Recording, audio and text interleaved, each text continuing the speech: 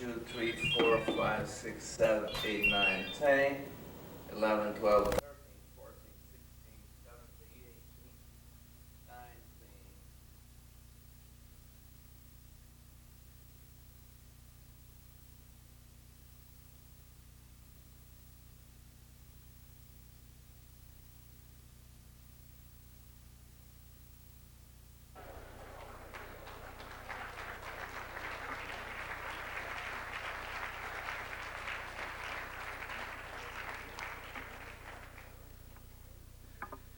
Good evening. I am Fred Schauer. I am the Academic Dean of the Kennedy School of Government, but we are not here, to put it mildly, because of me. We are here primarily to honor Theodore H. White in the Theodore H. White Lectures. Theodore White, known to those who knew him, which unfortunately I did not as Teddy, was a native of Dorchester. Came from Boston, Dorchester, working class background, spent 2 years working as a newsboy, a term we rarely hear anymore. 2 years working as a newsboy in order to be able to pay his way to be a commuting student at Harvard College. He went from Harvard College to a distinguished career to be one of the great political journalists of our time or this century. Much of his career was spent at Time Magazine, publication we all know about, Collier's Magazine, a publication that some of us may remember. But most importantly, his books, especially The Making of the President, 1960, transformed the nature of political journalism as we know it. He was perhaps the first, and almost certainly the best, at getting inside the process, getting inside the election, getting inside the campaign, and was able to describe, interpret, and explain the presidential election and presidential elections in general in ways that no one else has been able to do. It is perhaps the best testimony to the influence of Theodore White that since 1960, or even since 1980 when he wrote his last of the Making of the President books, anytime anyone writes a book about a presidential campaign, the reviews invariably measure it against The Making of the President 1960 and invariably conclude that it doesn't quite make that standard, but it either comes up a little short or a lot short. But I have yet to see a review of a book about political campaigning in which the book reviewed is thought to even come close to The Making of the President 1960. I've talked a little bit in describing the work of Theodore White about the presidency. But for White, it was not about the president, it was not about the presidency. For him, the idea of a presidential election was more important. In his own words, he described the presidential election, any presidential election, as the most awesome transfer of power in the world. The power to marshal and mobilize, the power to send men to kill or be killed, the power to tax and destroy, the power to create and the responsibility to do so, the power to guide and the responsibility to heal, all committed into the hands of one man. In many respects, by focusing on presidential transitions, elections as events of transitions, White captured the essence of democracy. Democracy is not about who wins the elections. Democracy is about the fact that the losers of the elections go along with the process. And by recognizing the importance of the process of transition and the process of peaceful, even if combative transition, White captured the essence of what's important about elections and made important contributions to crucially important contributions to understanding the idea of elections and the role of the press in reporting on those elections. White transformed political journalism. Marvin Kelb has transformed the study of political journalism. Marvin came to the Kennedy School as a distinguished journalist, 30 years of distinguished practice in journalism, primarily television journalism, but also some number of books, primarily focusing on the diplomatic and international side of things, but more than that. But when he came here, he recognized that press and politics was not about the press covering politics. It was rather about the inseparable relationship between the press and politics, the fact that press and politics exist in a symbiotic relationship. In his own writing, most significantly a book called The Nixon Memo, and large numbers of other papers, articles, speeches, and the like that he's done since then, and since he's come here, and in his teaching. Marvin has given us a vision of the relationship between press and politics, of the way in which politics affects the press affects the politics, and that thinking of the press just as covering politics doesn't capture the essential inseparability of the relationship. He's done this not only through his own work, but also through the creation, fostering, and flourishing of the Joan Shorenstein Center on the Press, Politics, and Public Policy, which in every respect owes its current enormous successes to Marvin's energies. You haven't come here to listen to me. With that, let me introduce Marvin Kelb to preside at tonight's proceedings. Marvin Kelb, the Edward R. Murrow Professor of Press and Public Policy at the Kennedy School of Government and Director of the Joan Shorenstein Center on the Press, Politics, and Public Policy. Marvin, the evening is yours.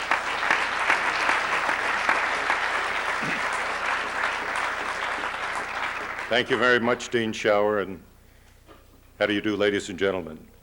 It is my pleasure this evening to introduce David Broder, a political columnist and a reporter for the Washington Post since 1966. Broder, a modest man, would probably be content with that simple description. But as a former president once said, that would be wrong. The fact is that Broder's contributions, first to the Joan Shorenstein Center, are centrally important. Broder was Joan's colleague at the Washington Post when they worked together. And later on with Al Hunt, a columnist for the Wall Street Journal who was here, and with Walter Shorenstein, who was also here. And I'd like both of you to stand up for just a second and accept my applause. Thank you. Broder, together with Hunt and Shorenstein, suggested and urged that I become the center's first director. That was 12 years ago. I accepted, and it's been a fabulous time ever since. So I thank you, Sir Broder, for that. Second, and much more important, Broder's contributions to American journalism have been extraordinary, and over the years, his peers have recognized and honored them. For example, in 1973, Broder won the Pulitzer Prize for Distinguished Commentary. Author Timothy Krause of Boys on the Bus fame called him the high priest of political journalism. U.S. News and World Report described him as the unchallenged dean of a priesthood of political reporters. Columnist Richard Reeves said Broder is probably the most respected and influential political journalist in the country. In 1990, Washingtonian magazine surveyed the editors of the country's 200 largest newspapers. They rated Broder best reporter, hardest working, and least ideological of the 123 columnists they were considering. And CBS's media critic Ron Powers, adding whipped cream to this cake, compared Broder to an anchorman. He's not famous like Peter Jennings, said Powers. He's not glamorous like Tom Brokaw. But underneath that brown suit, there is a Superman. Underneath that blue suit, there is a Superman. Superman is not exactly the way Broder sees Broder. 2 years ago, Broder described himself as a 97-pound weakling, as unthreatening a sight as any voter about to be interviewed by Broder is likely to see. And in a current issue of Brill's Content, when Broder was asked to explain why he had gone into journalism, he replied, "It had to do with being skinny, wearing glasses, and being uncoordinated." But when his friend and former editor at the Post, Ben Bradley, became editor of the paper in the mid-1960s, Broder was among his first conquests. And ever since, for Broder and for the Post, it has been a love affair. Somehow, while covering 10 presidential campaigns, and all those other campaigns in between, ever since 1960, Broder has managed to find the time to author or co-author 6 books and appear regularly on such television programs as CNN's Inside Politics, NBC's Meet the Press, and PBS's Washington Week in Review. And when he feels so moved, he has also been known to take up a crusade or two. After the 1988 presidential campaign, he began to rip into political consultants and politicians who, he said, force-fed the voters a garbage diet of negative TV ads, polluting the political environment and encouraging the kind of pervasive cynicism that we all see even today. He believes that journalists ought to help voters get their concerns and their agenda to the heart of a political campaign, and he's tried to encourage that development.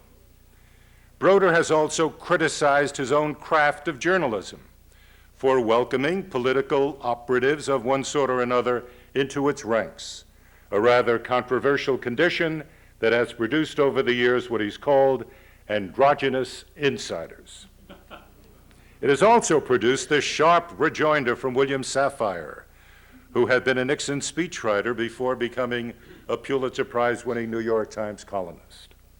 Is opinion keen and judgment independent only if the pundit has never been deflowered by political experience? At this stage, more important to Broder is the resulting condition of American governance. I'm afraid, he said recently, that my generation of journalists will be seen to have told people everything about what's going on in politics except that the system is collapsing. He fears that the credibility of our system of representative government may be going down the tubes. Now, if most journalists were to produce that kind of somber judgment, people might, with a simple wave of the hand, dismiss it as another example of journalistic negativism. But when Broder expresses such a gloomy thought, most people aware of his track record will listen carefully and respectfully, certainly here at the Kennedy School, where public service is still regarded as the highest possible calling. It is therefore entirely proper that David Broder is the 1998 Theodore H. White Lecturer. Broder met Teddy White during the 1960 campaign and was powerfully influenced by his example and his writing. So when Broder speaks, we listen. David, speak.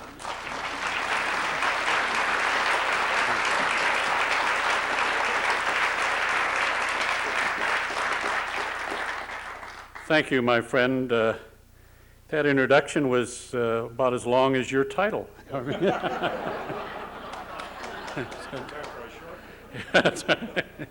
It's a great pleasure to be here, and particularly to be in the presence of several members of Teddy White's family, and I wonder if we could just ask them to stand for a moment and be recognized.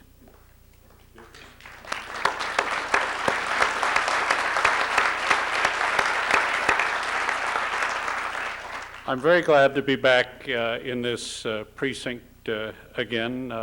I've been here many other times on the other side of the thing, usually up about the second landing up there, listening to speakers here in the forum.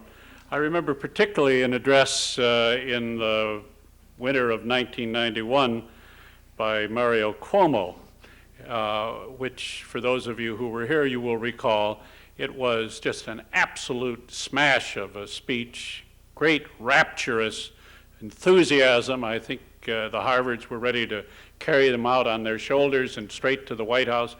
And I thought to myself, if he's this popular at Harvard, this man has no future in American politics. And he realized the same thing, so he, instead of getting on the plane to New Hampshire that day, he stayed in Albany. That gift of foreknowledge is something that comes to very few of us pundits, and it is the product of long years of experience. And that, more than anything else, explains why we as a group and me as an individual were so wonderfully accurate in our forecasts of the recent election. As Mark Shields likes to say, we were the first to inaugurate President Muskie and the first to declare Bill Clinton finished at least 5 different times now and still counting. If you will indulge me for just a moment, I want to say a word about Teddy White and about Joan Shorenstein Barone, because my life was enhanced immeasurably by the good fortune of knowing both of them. Teddy was, as has already been said, the role model for my entire generation of political reporters. The Making of the President in 1960 was a revelation to us, especially to a kid reporter like myself who was covering that presidential race for the first time on the press bus. Teddy White showed us first how fascinating the view could be from inside the campaigns. We tried to emulate him, but none of us succeeded in gaining the trust of the politicians or the access that he had, which encouraged candidates and handlers to open up to him in a way that they did to no one else. And second, he showed us how a story whose outcome everyone knew could become, in the hands of a great storyteller, the most compelling of narratives. The first chapter of Making of the President in 1960 is one of the great pieces of sustained narrative writing in this century. I go back and reread it often just for the sheer pleasure of it, but I've never figured out how to develop the same kind of head of steam that Teddy could generate with his words and sentences and paragraphs. For all that we venerated him, equally we treasured his companionship on the campaign trail. He was extraordinarily generous to me simply by including me in his conversations with other reporters when I started out covering John Kennedy and Richard Nixon for the old Washington Star. And in later years, as we became friends, his enthusiasm, particularly his enthusiasm and his insights and his wisdom and his humanity got you through the sort of the worst drag-ass moments on the trail, and he sustained the excitement when there were real dramas that occurred. Joan was a different personality. I met her when I was up here at Harvard on a boondoggle year next door at the Institute of Politics, and she was a graduate student of Zoroastrian philosophy, of all wonderful things. She spent a lot of time at the little house on Mount Auburn Street where the IOP was then located, and we became friends. When she finished that academic year, I arranged for her to come to Washington as the political researcher at the Post, and took great pride in her ever-expanding role in the coverage of politics at our paper, and then when she took her talents to CBS and truly flourished there with wonderful mentors like the late Sylvia Westerman. Joan was well on her way to carving her own great reputation as a political journalist when cancer cut short her life. This institution that her family endowed and that Marvin has led so ably since its inception is a marvelous tribute to her qualities and her memory.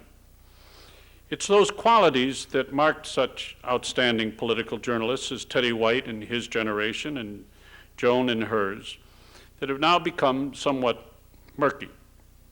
That fog about our identity and role is what I hope to dispel when I borrowed the title of this talk from Admiral Stockdale's famous question in the 1992 vice presidential debate, who am I? What am I doing here? But I realized when I sat down to write these notes that answering those questions is way beyond my capacity or your patience.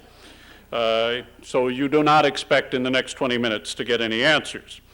The issues that those questions raise are now being addressed, fortunately, in many places, with a committee of concerned journalists, the American Society of Newspaper Editors Task Force on Credibility, the various projects of the Pew Foundation, and not least here at the center, where the discussions and the publications have been of great service in a dialogue that is taking place in many, many newsrooms now, including my own.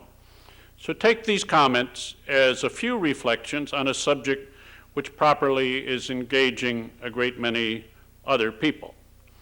My starting point is a comment that Gloria Broder of U.S. News and CBS News and Washington Week in Review made to our friend Marvin in a recently published interview. She said, quote, "I am not Matt Drudge." And she said it even in cold print with a fair amount of indignation. Not only is she much prettier, she's almost in a different business than the online columnist. But for much of America, I suspect, the Drudges and the Borders and the Broders are all the same breed of creature. If you will forgive the first of what I fear will be several old geezer comments, when I broke into this business on the Bloomington, Illinois Pantograph 45 years ago this autumn, it was pretty clear what we meant when we said somebody was a journalist. It was somebody who was working on a newspaper or a wire service, or someone who had graduated from one of those two places. It was a time when the news magazines, radio and television, were staffed largely by people like Walter Cronkite, who had learned the trade on the wires or newspapers. They'd been indoctrinated, all of them, in the credo of the old City News Bureau in Chicago, which sadly has now died. The wonderful sign that they had on the wall in the City News Bureau, "If you think your mother loves you, check it." They'd also imbibed the ethic of the Baltimore Sun's Frank Kent, who said, "The only way a reporter should ever look at a politician is down." A lot of them were itinerant drunks, but when they were sober, they prided themselves on their independence, their skepticism, and they relished their role in exposing the follies and the larceny of public officials. Our late beloved friend Pete Lizagore told a story that when he was a young student at the University of Michigan and working on the Michigan Daily, he wrote a piece from the paper that took the athletic department of the University of Michigan to task. And he was sitting in the Michigan Daily office that afternoon, and he said, "The biggest guy I had ever seen in my life comes through the door and says, 'Is there anybody here named Ly Sigger?' And he said, I was convinced that the athletic department had set a goon over it who was just going to pound the hell out of me. And he said, 'My name's Lizagore,' and this great big thing stuck out his paw. It says, 'My name's Dick Scammon. I'm agin the government, and I liked what you wrote.'" That's how he met our friend Richard Scammon, our great source for so many years on election statistics in this country. But in the newsrooms where those folks worked, the search for facts was taken very seriously, and the transmission of information was the commonly accepted definition of the job. Today, the definition of who is a journalist is a lot harder to come by. Part of it is obviously that journalism has expanded greatly with cable and the internet. Part of it is that the paths of entry are far more numerous. You don't have to have passed through the typical newspaper city room or wire service experience. Radio and television have developed their own career paths where the emphasis is often, I believe, as much on learning how to package a story in a fashion that attracts listeners or viewers as it is on digging for and verifying facts. Brilliant writers and bright students can jump directly from college to opinion magazines, often with dazzling results, and sometimes with Stephen Glass' disdain for the distinction between fact and fiction. And as Marvin has already alluded to, and as I have tediously described on too many other occasions, the revolving door between politics and journalism is spinning more and more rapidly. I am certain, without knowing it, that the networks and the cable channels are vying with each other tonight to sign up Newt Gingrich for their talking head shows, because the more prominent and controversial your political role has been, the hotter ticket you are in that form of electronic journalism. Reached some kind of a, I thought, climactic point for me, but it'll be passed soon, when after the 1996 election cycle, CNN began running house ads celebrating the return of Pat Buchanan to Crossfire. And the ad was a wonderful one. It showed a motorcade leaving the White House and heading up Capitol Hill, as seen that we've seen so many times on State of the Union nights and other important occasions. And the camera followed the car, the limousine going up Capitol Hill, and then just at the point you're thinking you're going to see the president disembarking at the White House, at the Capitol, veered off out to the left and deposited Pat Buchanan back at the CNN building. And I thought, now we've got it. You run for president to prepare yourself for your return to CNN.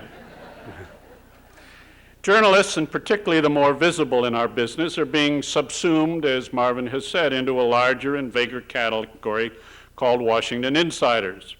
And it's not done great wonders for our credibility, since the only category of people perhaps more reviled by the public than journalists are Washington insiders.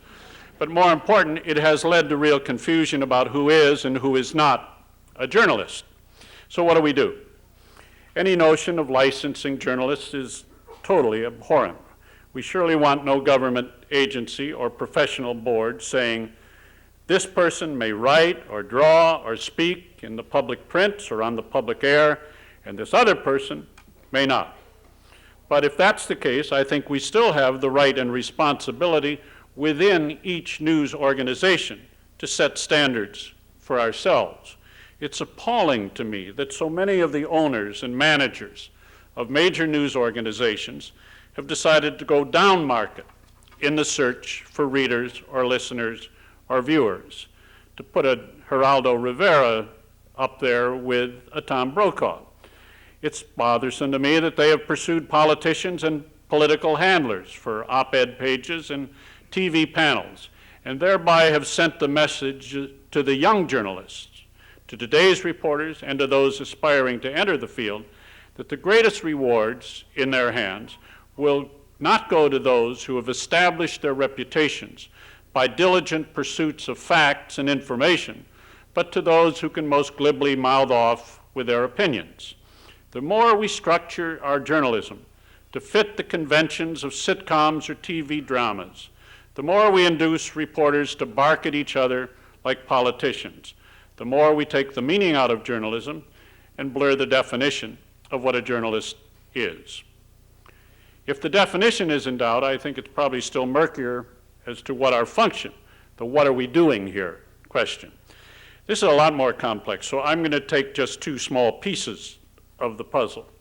What we think we're doing in our new and uncomfortable role as character cops, and what we need to be doing much better in our old and sometimes abandoned role of giving people the information that they need to be effective citizens.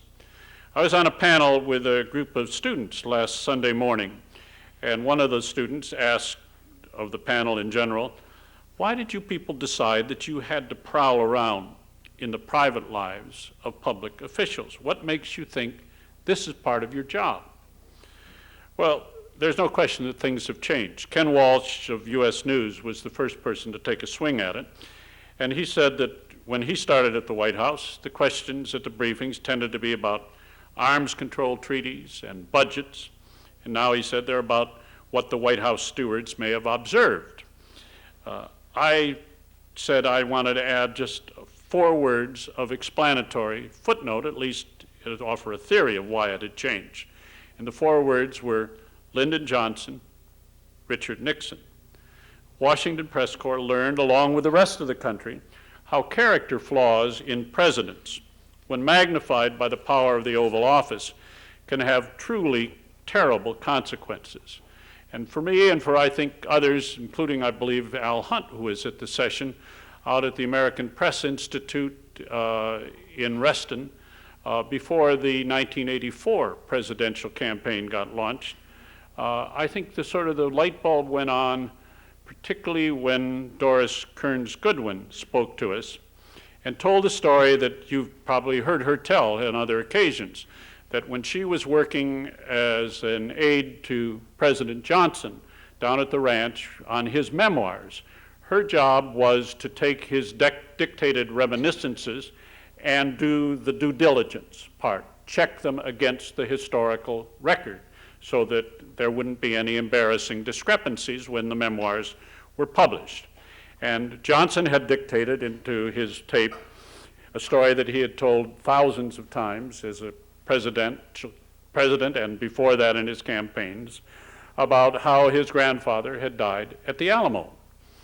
And Doris told the story that day down in Reston that one morning she said, I summoned up all of my courage and said to him, Mr. President, I've gone through the records at the Alamo and I can't find a Johnson there. And she thought, he's going to take my head off there. Instead of which he said, well, you're right. I did not have a grandfather who died at the Battle of the Alamo. He actually died at the Battle of San Jacinto. And we Texans knew that that was much more important in our history than the Alamo was, but nobody outside of Texas had ever heard of the Battle of San Jacinto, so I just moved him. And she said that sounded quite plausible. And then, of course, when she checked the records of the Battle of San Jacinto, he wasn't there either. His grandfather had died in bed.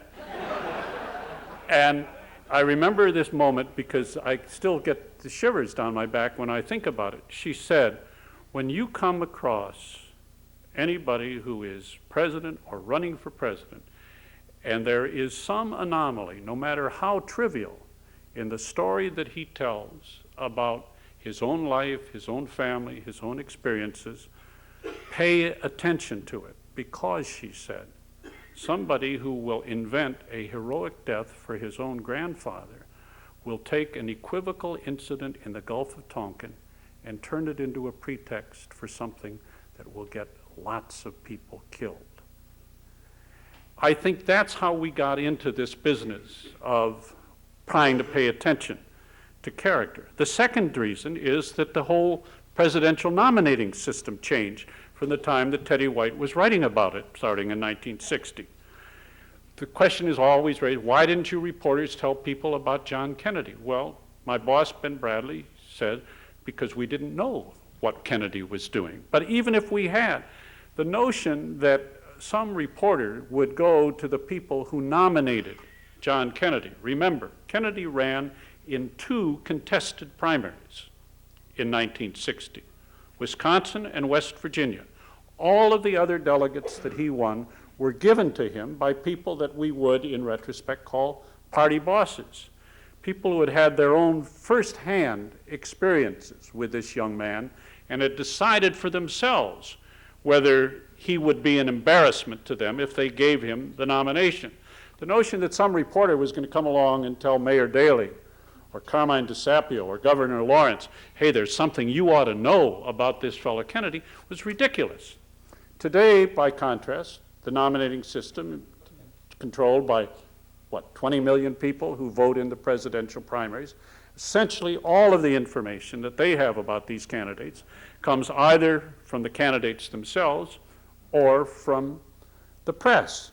And so I think the rule of thumb has become that when something becomes a matter of sustained conversation and concern among the reporters themselves, we better find a way to share it with people rather than withhold it. The problem is that the bright line that used to be there, we deal with the public lives of public officials and not their private lives, has been erased, and what's left is very, very fuzzy. We had a serious debate, which has now become public knowledge, at the Washington Post in the fall of 1996 about whether a thoroughly verified story about a 30-year-old affair that Bob Dole had had when he was ending his first marriage with a Washington woman should or should not be published as news in the paper. And the debate went back and forth because our editor, Len Downey, invited people to express their views. In the end, He decided this was not going to be published as news in the Washington Post. Made the decision with full knowledge that the story would be published because the woman involved wanted it out and felt that it should become public knowledge, but said we shouldn't be the ones to break that story. I was personally very comfortable with that decision, but I have to tell you that there were very powerful arguments on the other side, and it was a demonstration that what is and is not relevant for readers and what is and is not part of our job has become very, very murky indeed.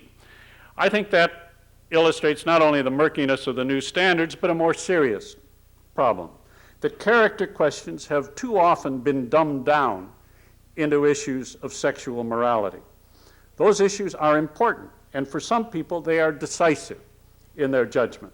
But I think the American people have been telling us pretty clearly that they make a distinction between questions of private morality that affect relations between husbands and wives, parents and children, and the issues that affect the public performance of a president.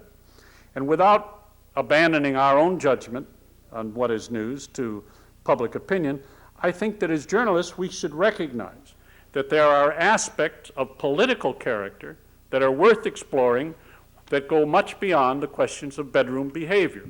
What kind of a relationship does a would-be president have with his political peers or her political peers? How comfortable is he or she with conflicting views when they're presented to him? How much of a risk taker? How decisive? What's his or her energy level? How is he or she recovered from career or policy setbacks?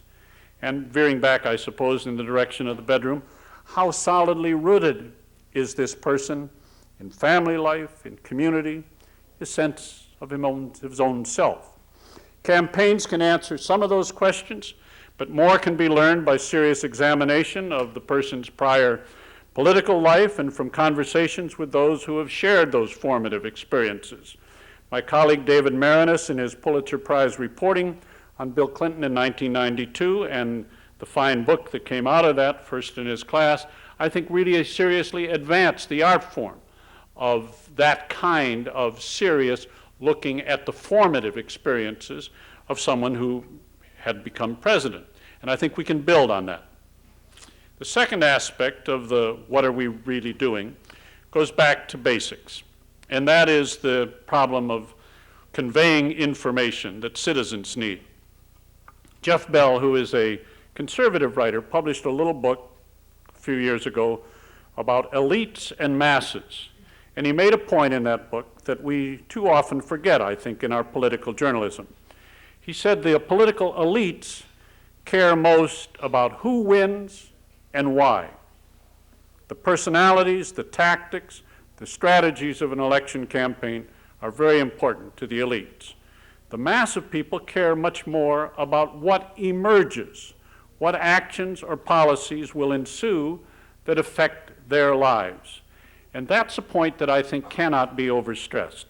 It applies to government as well, because so often in our writing about government, we frame our stories in terms of political conflict, forcing government, if you will, into the framework of a permanent campaign. Did Clinton best Gingrich in squeezing out money to begin hiring 100,000 teachers? That's the way that story was framed. The basics of that story were lost, I think, with that focus. Where are they going to find those teachers? Which districts will get them? When will they show up? How will they be paid over time? By the federal government or by local taxpayers?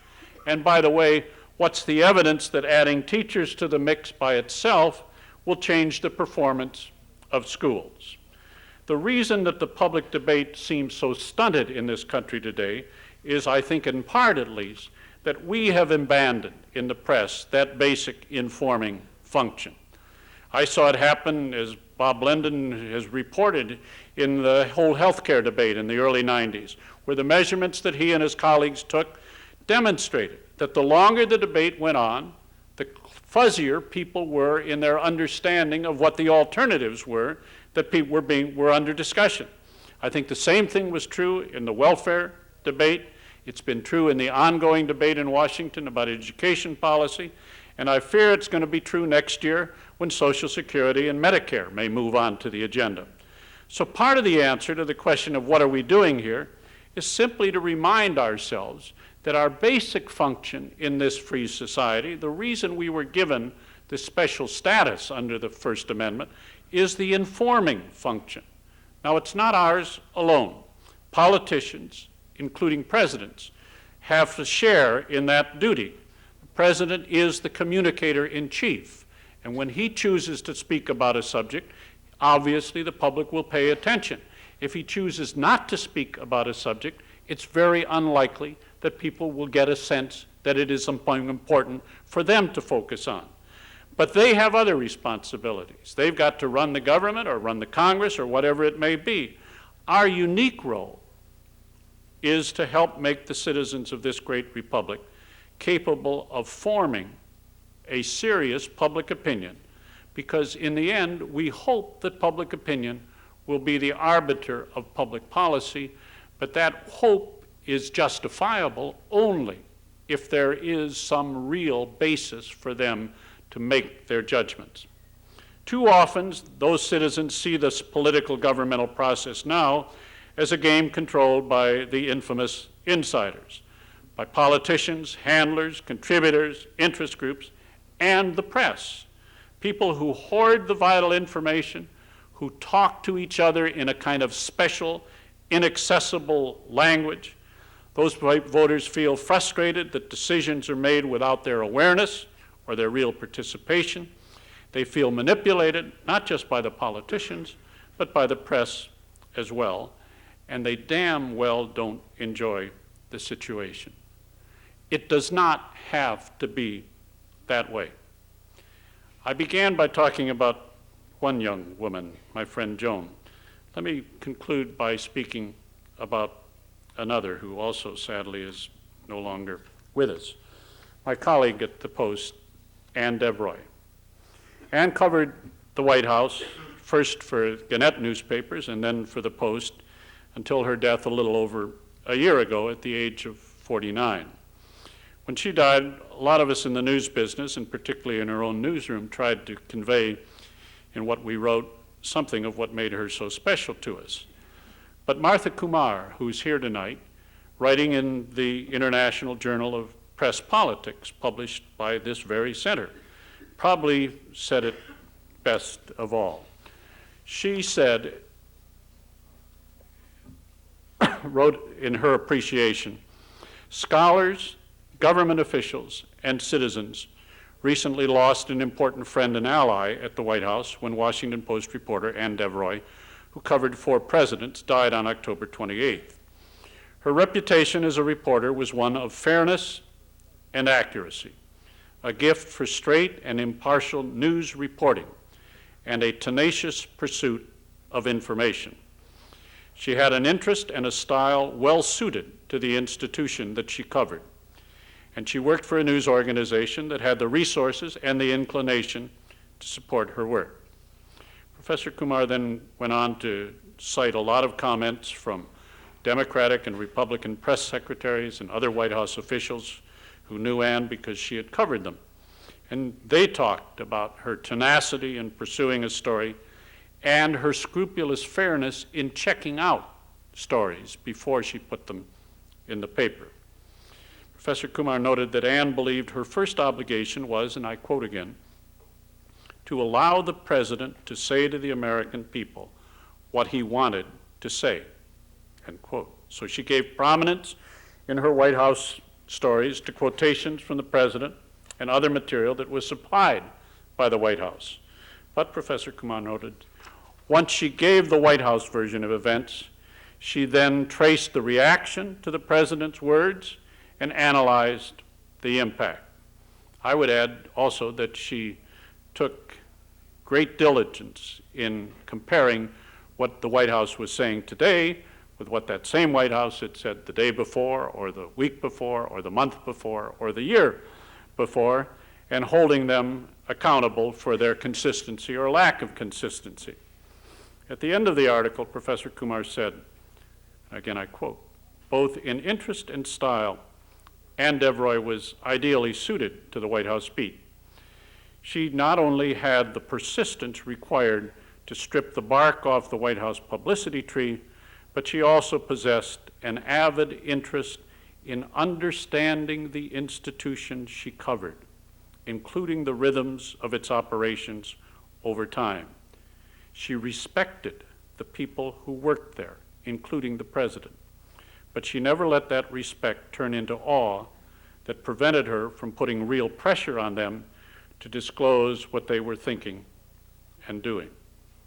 Professor Kumar concluded, Ann Devroy established a lasting standard of how the White House should be covered, to which I think all of us at the Post and her friends, many friends in Washington, would simply say, Amen.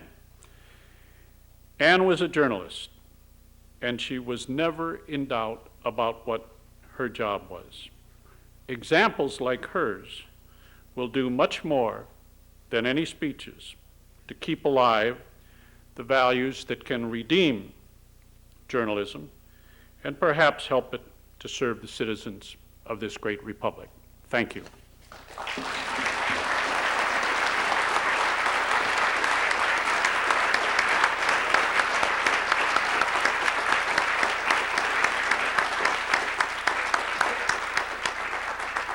David Broder, thank you. Thank you very much indeed. It is that time in the evening now when we can have questions from the audience. There are 4 microphones, 2 down here and 2 in the balcony. If you have questions, please come to the microphone. I will recognize you. Give us your name, your class, school identification. Don't make a speech, just ask the question. And while you're getting there, why don't I start with my first question? You have spoken, David, of the function of journalism as being an informing function. And you seem to imply that the press at this stage is not living up to that informing function properly. What do you think have been the major reasons why that is the case, in your judgment? I will try to answer without giving you a speech as long as the last boring one. But I guess there are a couple things. One, the people who are on the receiving end are extraordinarily busy. We know from measurements how much time or how little time people spend with the newspaper that I work for. We give them far more every day than they can possibly cope and deal with, and their lives are very busy. So part of it is simply how much investment the readers, listeners, and viewers are willing to make. I think second, that there has been, in the shift from reliance principally on the printed word to what is seen on the screen, a necessary kind of foreshortening of the view.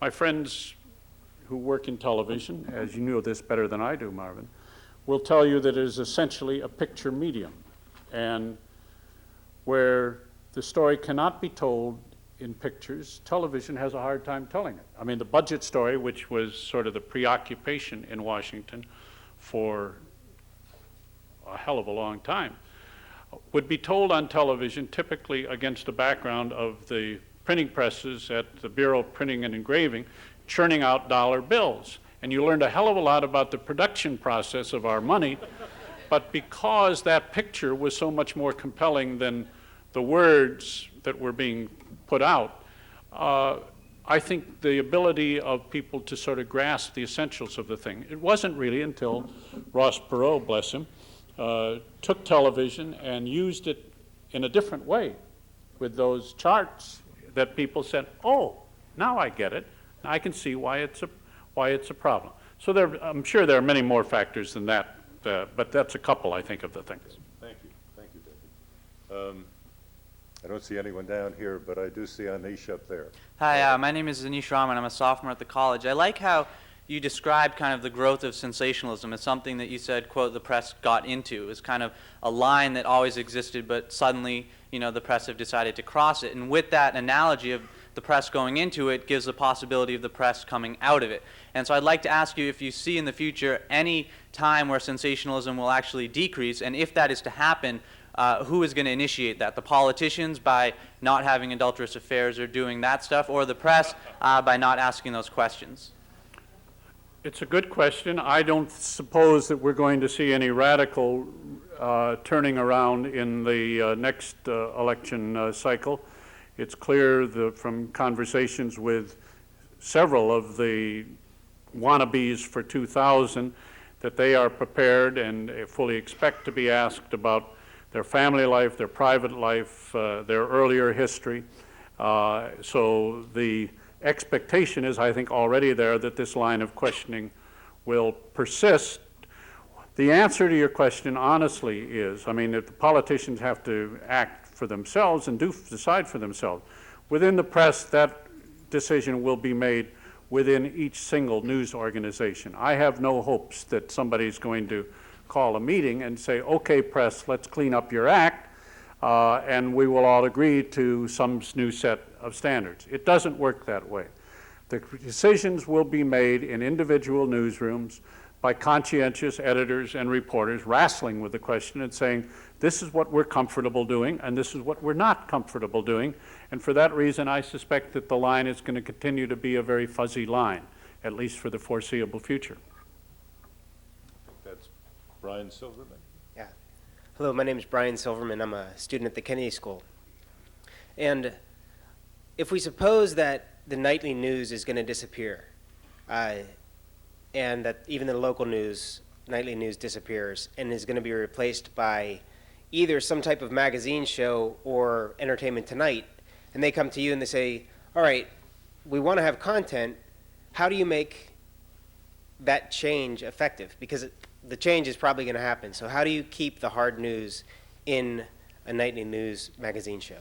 Well, the encouraging part of the picture, I think, is that with the multiplication of channels of information, and particularly those that can be activated by the consumer, there is a way now for people who want information to get it.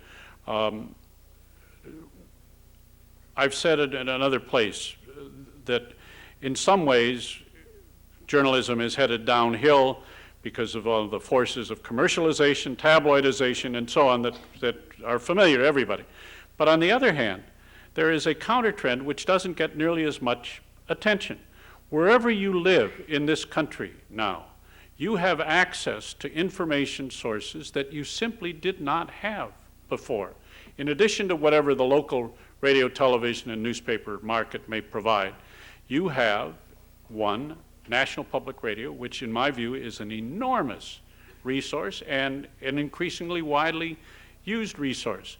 You've got the cable television channels that bring you actual events, unmediated, and a lot of serious journalism on public affairs, CNN and the rest of those. You now have the internet, where you can read, as many of us do, as many different newspapers a day as you want to read and find out what the people in those local communities are hearing and reading and seeing about what's going on in their own communities. It is a much richer diet of information. And I would tell you from my own experience traveling the country, you can go into a community now of any size, anywhere in the country, and you will find a cadre of people, self-selected, who are every bit as engaged and every bit as well informed about public affairs as the people here in this room at the Kennedy School tonight. So that's the advantage that we have in this changing information technology. Yes, please. Yeah, Mr. Broder, I'm Phil Caper. I teach occasionally here at the Kennedy School and at the School of Public Health.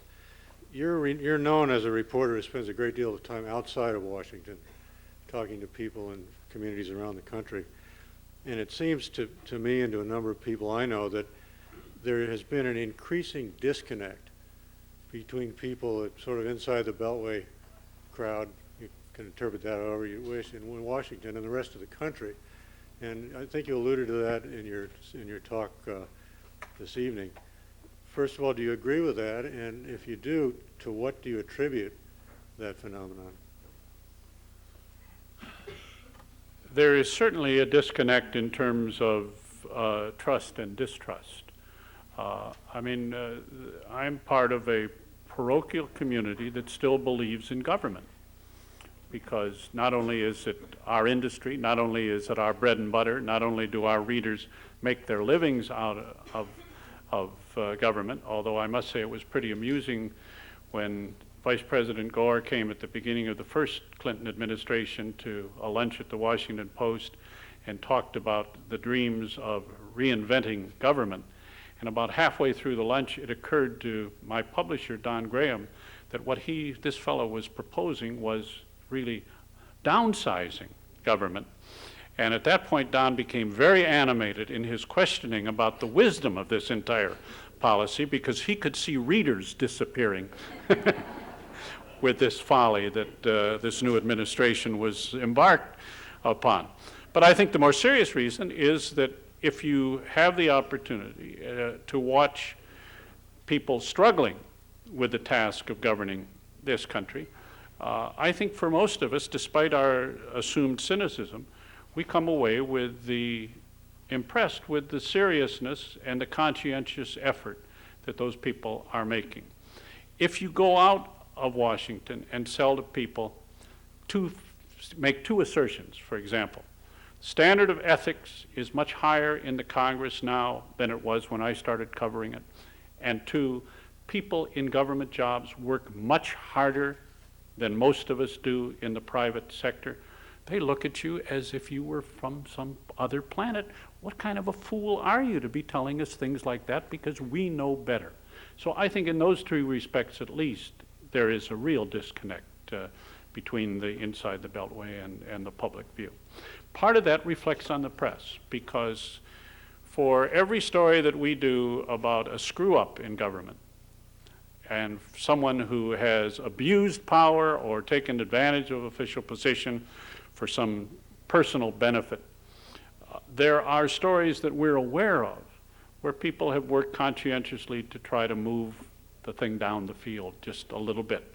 Those stories are harder to write, the success stories. We somehow feel more inhibited about saying, here is an interesting example of useful work that's being done by the government.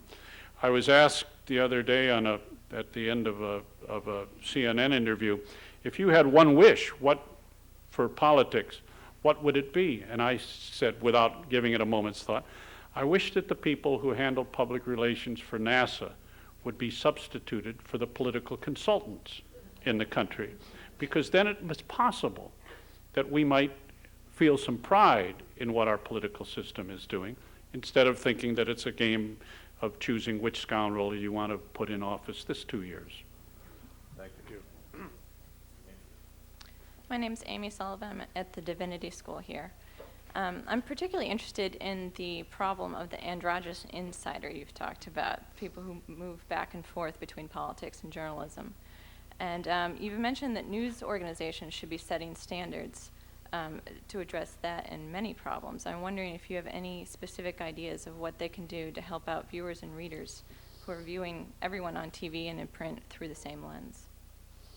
I don't have any ideas for doing it except simply to keep raising the issue. I mean, owners, publishers, editors, managers are going to make those decisions. They have the responsibility for designing their products and deciding who they're going to hire and who they're going to promote.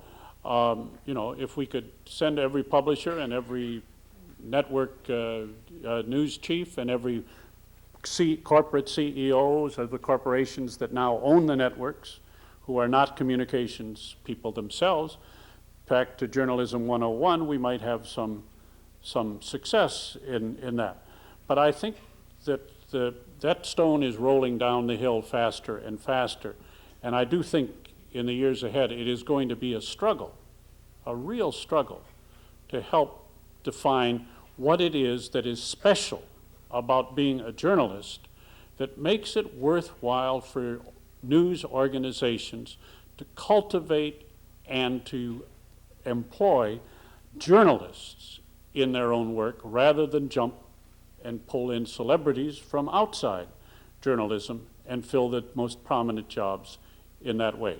Bill Safire was here a year ago, gave a very good rebuttal, as you know, to that whole argument. There's no question that we've gotten some brilliant practitioners in from the political world, Bill being a perfect example of that. But I strongly feel that unless we somehow can establish in our own minds and in our own organizations that there is something worthwhile about the art of being a journalist, about all of those basic things that we learned in the newsrooms when we were starting out, I think this thing is going to continue to roll downhill. David, how do you think that can be turned around? How could you persuade the publisher of a great newspaper who sees this trend? How do you persuade that publisher to turn it around when the incentives seem to be going in the opposite direction? I'll bring them here to the Shorenstein Center. Yes, please. Hi, you said, you talked. Oh, my name is James Williamson, and I'm attending a study group here at the Institute of Politics. I was struck by, you used the expression communicator in chief, and I found that rather frightening in a way.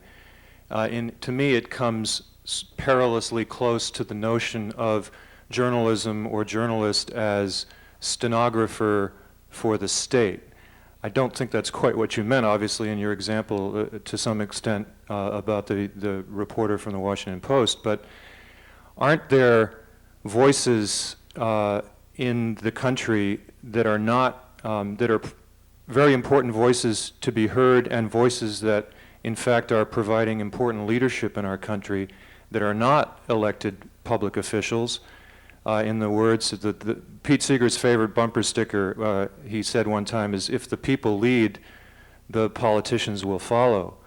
Isn't there an obligation by the Fifth Estate to bring these voices forward and not be a stenographer for elected officials, including the president?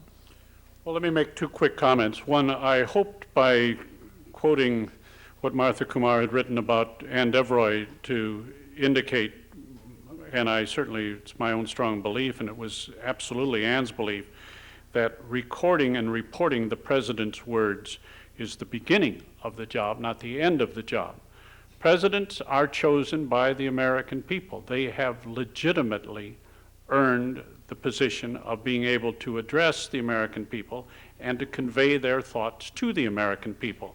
And part of our job in the news business is to help convey the thoughts of elected officials.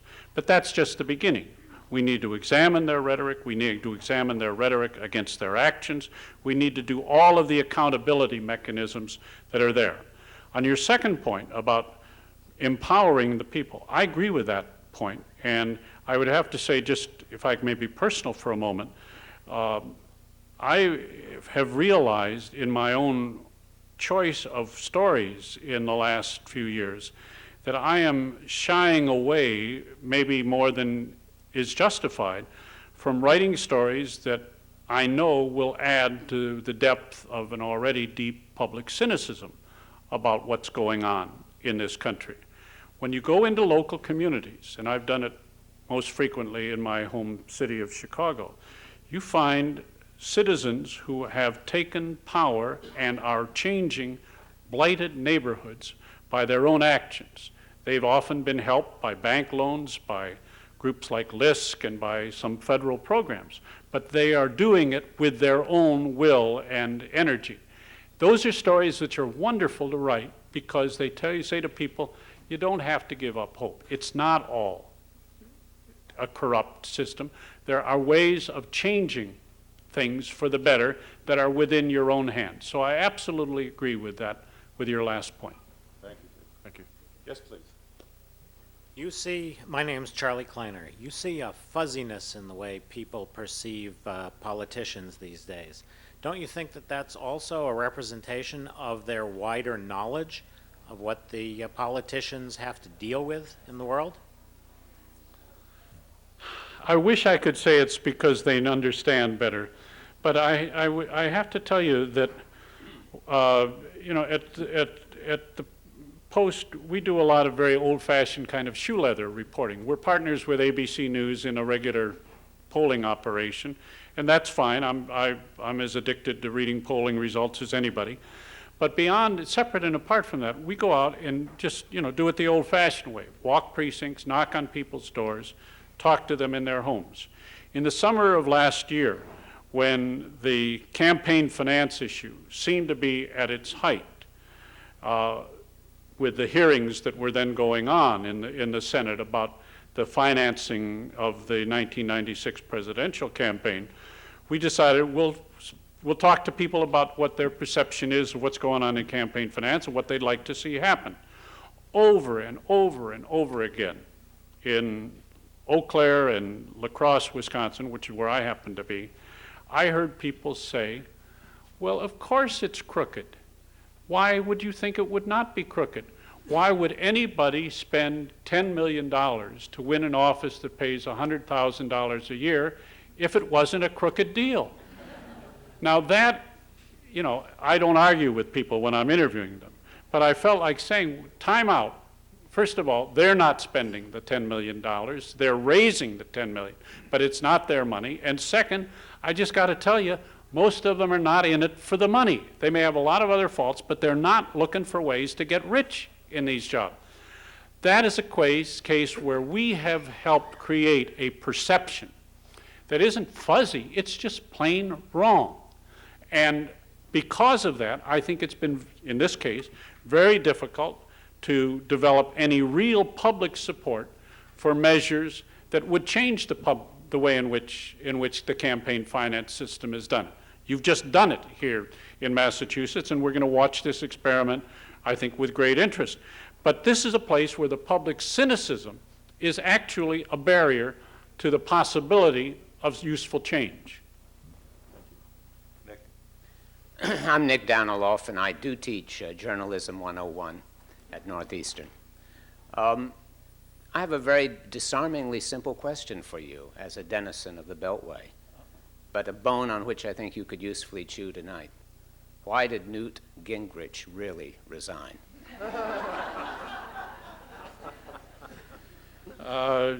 Reporters make damn good reporters, but very bad mind readers.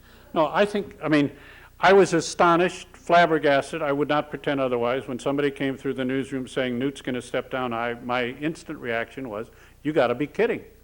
I was not there, and Elizabeth and I had, for our sins, to run over to Washington Week that evening and babble about the subject, and I don't know about her, but I felt like I was saying a lot of things that I didn't know on the air that evening. In retrospect, it was probably a pretty sensible decision. Trying to manage the Republican majority with a margin of 5 seats is going to be a hellish job. I remember hearing people at the Clinton White House saying off the record before the 1996 election that the worst possible outcome for them would be to have a 5-seat Democratic majority in the House of Representatives. They'd much rather be 5 seats away from a majority. Why? Because you've got all of the responsibility, and given the lack of party discipline on Capitol Hill these days, no real capacity to weld that majority together. I think that's one reason. Second, I think the comment that one of the speaker's friends made, which was that his approach to the job was more presidential than speakerly, if that's a adverb or adjective that you can use, is correct. Gingrich is a big picture, big idea kind of a person. Some of his ideas strike me as being far-fetched, but they are genuinely big ideas. And the day-to-day management of the House Republican majority was nothing that he was particularly skilled at and nothing that he particularly enjoyed. So I think he's probably better off bailing out, even though it denies him the platform that he's enjoyed these last 4 years. Thank you. We've only got a few minutes and perhaps time for 2 more questions, so it may be just these 2. Why don't you go ahead? Yes, I'm Ron Myers. I'm a student at the law school. What is the journalist's role in our times when what we might call the primary sources of public affairs are so available to the public, such as congressional debates on C-SPAN or the Starr Report and every imaginable medium? Is it a good thing for the public to have access to these primary materials, and do you trust either the public or the journalists to interpret them responsibly? It's a very good thing for the public to have access, because my interpretation, or Candy's interpretation, or Hunt's interpretation, or Elizabeth's interpretation will be different. Each of us will bring to it a set of biases, values, and so on, of which we're probably unconscious, but which will shape the way in which we treat that raw material. Having access to the raw material is as useful for a citizen as it is to a historian trying to go back and recreate the history of a period. But I think for practical reasons, if for no others, there is value in having somebody do a first sort of that raw material for you to try to organize it in some fashion, whether it be chronological or in terms of somebody's sense of here are the more important things, here are the less important things. And I think we're finding that people want and still think they need that sorting function. The definition of journalism obviously changes when anybody can look behind the front page or behind the NPR report or behind the CNN summary and say for themselves what was really going on. But it gives a value if we can just use those summaries that we all know in our heart of hearts are inadequate representations of reality to signal to people, here's something going on which you might like to know more about, and then trust them to search for the raw material that is of importance to them. Last question, sir. Colin Grant, I'm a member of the public. My question is about politics and television and the debates. In principle, having the two opponents side by side, each making a short speech and then replying to the opponent, ought to be the best possible method of finding out who's the best man. But in fact, as I watch these things, I find myself thinking that the art of talking is so skilled, so highly developed, that I usually end up not sure who is the best man. If we had fact checkers on the platform, that might raise the standard, but the politicians wouldn't agree to it. But do you have any other comments or suggestions for this? My only thought about presidential debates is a borrowed thought. Before the final debate in 1996, the Reagan Library, Presidential Library, assembled a group of people who had either participated in preparing candidates for presidential debates or been on the panels, or in the case of Don Hewitt, had produced one of the presidential debates to talk about the art form, what was good about it, what was not. One of the points that emerged in the discussions about the 1960 presidential debates was that going into them, nobody knew what those debates were going to be like. They had no idea.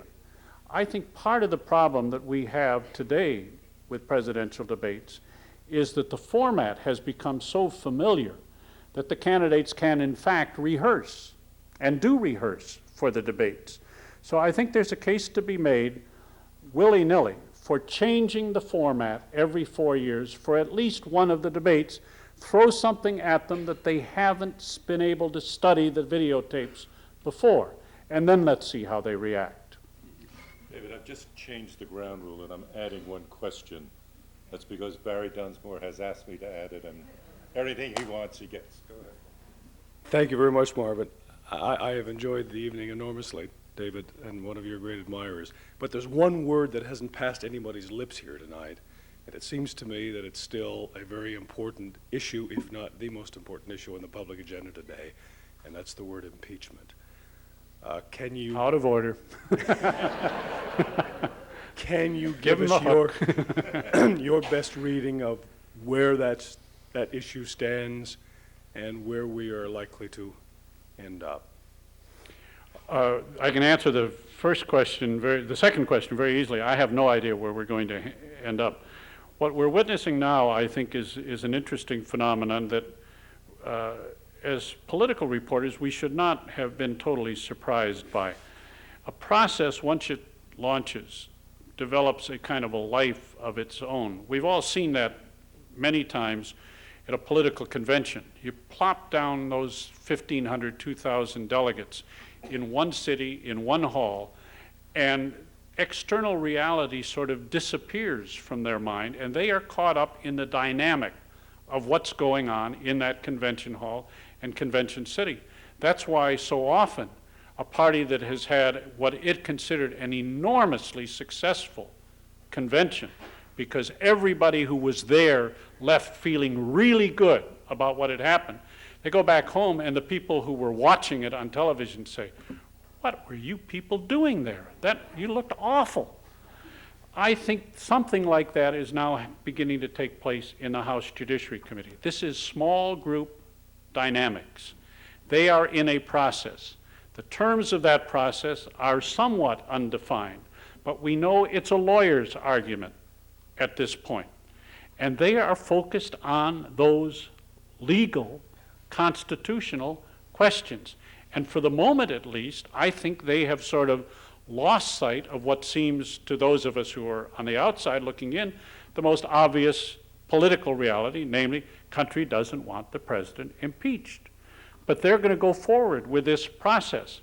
And I think it's very difficult now to gauge how and when and that process ends.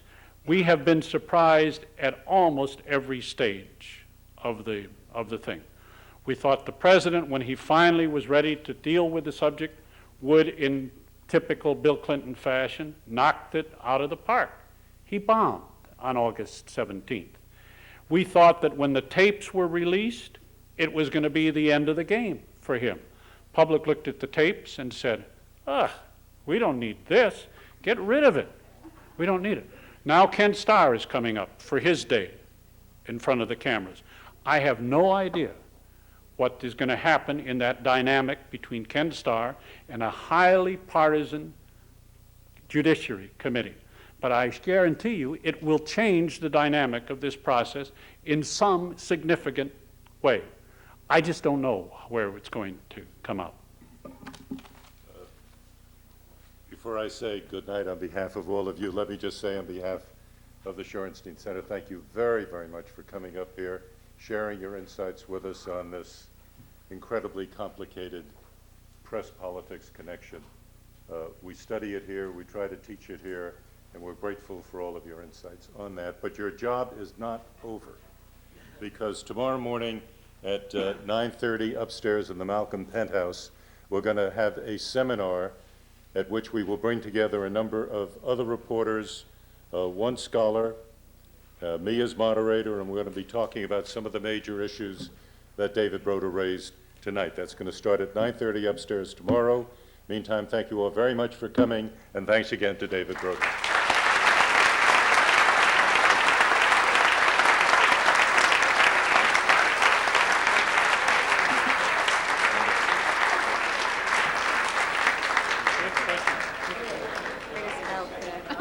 It's gorgeous and really striking. Oh, thank you so much.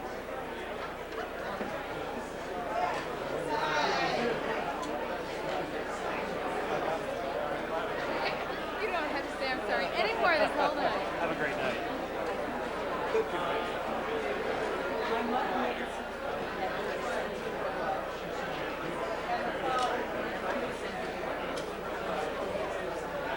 Oh, yeah. Hello, Jonathan.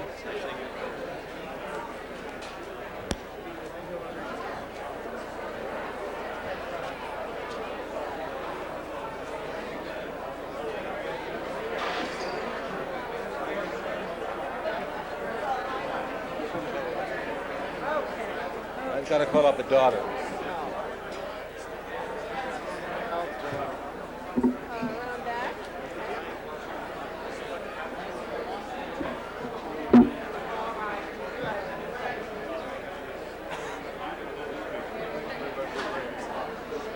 Please come.